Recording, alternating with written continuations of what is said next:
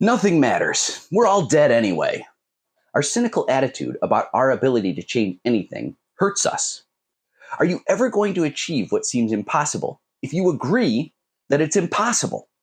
If you believe that any action you take is going to fail, why would you take any action at all? Hope is the antidote. You need to hope that you can win because you can win. Because when you have a 70 or 80 or 90% majority, you can get whatever you want. And the rich have always known this. If you look back at how the sainted founders talked at the Constitutional Convention, there's no mistaking it. They knew the stakes. They rigged the game in their own favor as property owners. It's not hard to see. Check out Charles Beard's economic interpretation of the Constitution if you don't believe me. And if you're upset by what the Supreme Court has been doing lately, these same biases stretch back in a pretty straight line all the way to the founding.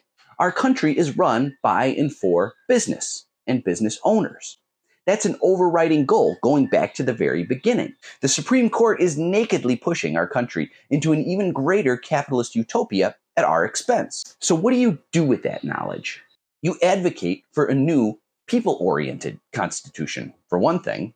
In my very first TikTok post, I made that point. It's time for a new American Constitution. It just so happens that Thomas Jefferson agreed with me. He believed the Constitution needed to be rewritten once a generation to keep our society from becoming ever under the regime of their barbarous ancestors. People are scared that if we convene another constitutional convention, we'll end up with an even more authoritarian, pro-capitalist system than we already have. But look around, guys.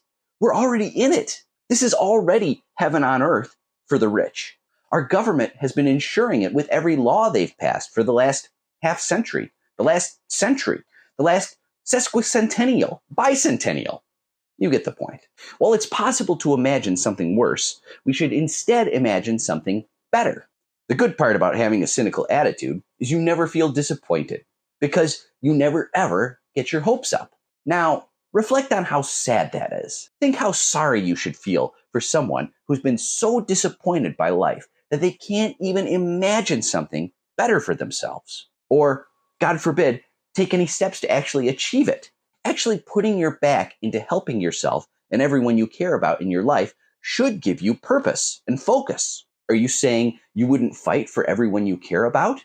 If they aren't worth fighting for, what is? But you need that little flame of hope in your heart.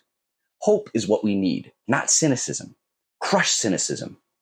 Cultivate hope. Please give a like, follow, favorite, repost, and follow my link tree to sign up for my free Substack, where you can get more detail in every post. Let's make them pay.